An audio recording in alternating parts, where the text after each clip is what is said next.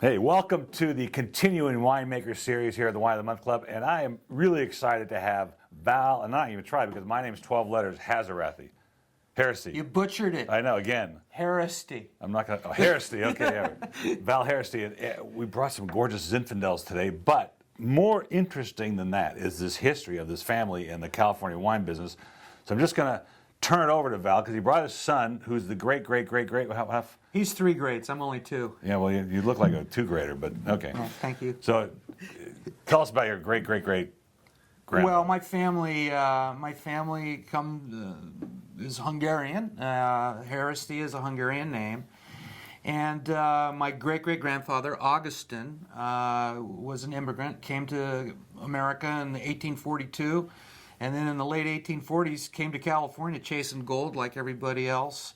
Came across the Missouri, the Santa Fe Trail, which ended in San Diego. Was the first sheriff of San Diego. Really? Yeah, Wow, he got elected. You didn't tell me that part before. Yeah.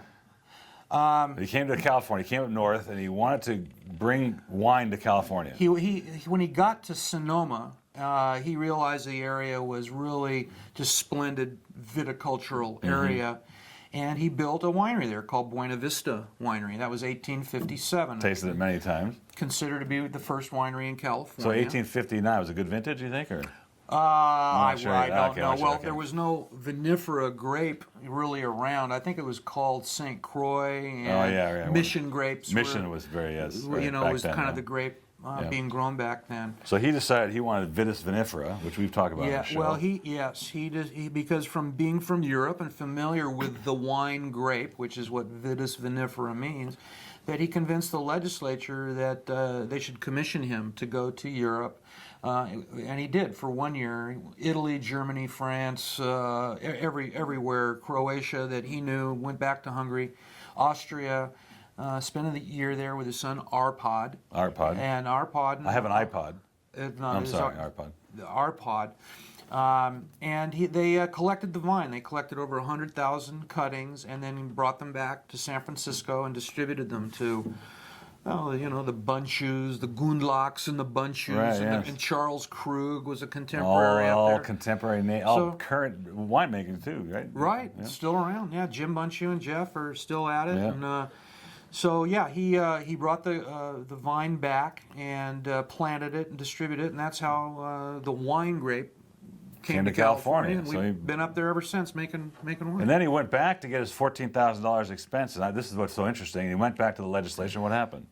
Well, this was 1861, right in the middle of the Civil War, and California was sitting on the fence about who they were going to side with, the South or the Union, and they asked Augustin who he was, where his persuasions were, and he was going with the South. And they said, "Oh, no, that's not going to work." And they basically just refused to pay him for his debt. And it was $14,000 that he spent in 1861. That's amazing. And what an interesting story. It hurt. And we were just talking about Vitis vinifera on our Facebook page, and people aren't aware of what that is. And so your great grandfather was responsible for bringing the wine stock to California, which is an amazing story. He's usually referred to, with Augustin, there's a lot of legend and story, and I'm not, some of it is definitely fact. But yes, he did make this legendary epic trip to Europe in 1861 and brought all the grape back. And for this, he's referred to as the father of California viticulture. That's really exciting. That's what his. Well, that makes you the great-great-grandfather of viticulture. Yes, that's right. No, I mean the great-great-grandson. The great-great-grandson of That's pretty good moniker there. Yeah. All right. Well, let's taste some of the wines that you brought because these are really gorgeous. Well, we specialize in Zinfandel. Yeah. We really hang our hat exclusively on Zinfandel. And our belief is that Zinfandel is a grape that exhibits distinct flavor and aroma, sensory evaluation type of flavors by virtue of where the grape is grown. So this wine here is our Lodi Zinfandel. This is packed in the nose with tons of flavors and fruit. Yeah, and I like the spiciness from the Lodi This area. has I'll tell you what we did. This is one of the ones we usually don't we tend not to blend, but you know, Zinfandel has a couple of grapes that just marry very well into. I think first and foremost is probably Petit Syrah. Secondly is Syrah, and you know, Zinfandel can be a very tart wine. I think by nature, and it needs to kind of be brought into harmony. And with this wine, an 8% addition of, we actually added Napa Valley Syrah Really, that's to interesting. this, which I think brought up the generosity of the wine, if you will, made it a little bit more of a noble, broader, more dimensional wine.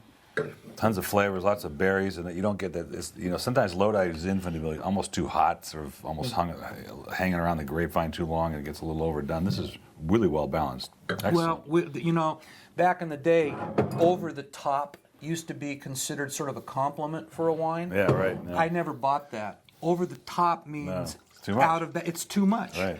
And Zinfandel, you know, because of its uneven ripening, it's a very difficult grape to get to full physiological ripeness. Right, Even there's always a few little green It's just berries even within a cluster. It's, within a cluster, and that can throw a tart factor into the wine, which is why we changed.